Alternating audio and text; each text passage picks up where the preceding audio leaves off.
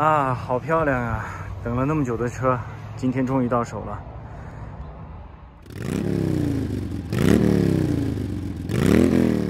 各位朋友，大家好，欢迎来到德国骑士的频道。今天要带你们去取车。今天的天气就像我的心情一样，晴空万里。终于见面啦！今天就带你回家。平复了一下心情，终于可以在这里给大家简单的介绍一下这款车。当然，这款车的具体数据网上非常多，我觉得我就没有必要在这里再多废话了。喜欢的朋友的话，可以随便谷歌一下或者搜狗一下，都能找到很多它的具体参数、具体数据。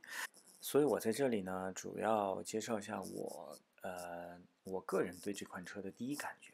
那这款车是宝马2018年改版以后的R1250 GS Adventure 版。这款车给我的第一感觉呢，颜色我刚拿到它的时候，觉得这个颜色好像不是很 man， 让人觉得有点点遗憾。但是仔细看呢，其实它这个蓝色呢，虽然没有那么深刻，但是很清新，还是很耐看、很舒服的。除掉颜色以外呢，这款车给人的第一感觉，不管谁看到这款车，一定是觉得它好高、好宽、好大、好重啊！对，这就是我对它的第一感觉，就是高、宽、大、重。哎，这样的话配上这个颜色，反倒又让人感觉它没有那么笨，它又高又宽又大又重，但是却不笨，还是蛮不错的。首先，这款车引起我注意的一个细节是呢，前刹的两个大碟片，这个没什么稀奇的。刹车座上印着 BMW 的字样，当然我们知道有一些宝马车型，也是虽然是 Brembo 代工的，它上面有的时候也印的是 BMW 的字样的刹车座。但是这款刹车座让我觉得奇怪的是，大家看中间这块啊。这款刹车座中间这块有明显的接痕，也就是说这款刹车座是由两个刹车座通过一个螺丝给它上在一起的。在我印象中还没有见到这样 Brembo 的刹车座。当然说宝马把这款刹车座用在它的 GS 款的前刹车上，引起了我的注意。我觉得如果我们对比它的后刹车座的话，发现这个中间的这个接痕这块是非常明显的。大家看，这个后刹车座是一体的。那讲完刹车呢，讲讲车轮。不知道大家有没有注意过啊？就是说前轮的纹路和它前车行驶的方向刚好相反，后轮的轮路呢却是车轮行驶的方向。那比如我们眼前的这个轮胎呢，又称作非对称性的花纹轮胎。这种轮胎呢，滚动的阻力小，油耗低，但是呢，这个轮胎其实是有严格的安装方向的。你比如行驶方向是朝前，但是这个花纹呢的纹路呢却是朝后，好像这个轮胎装反了一样。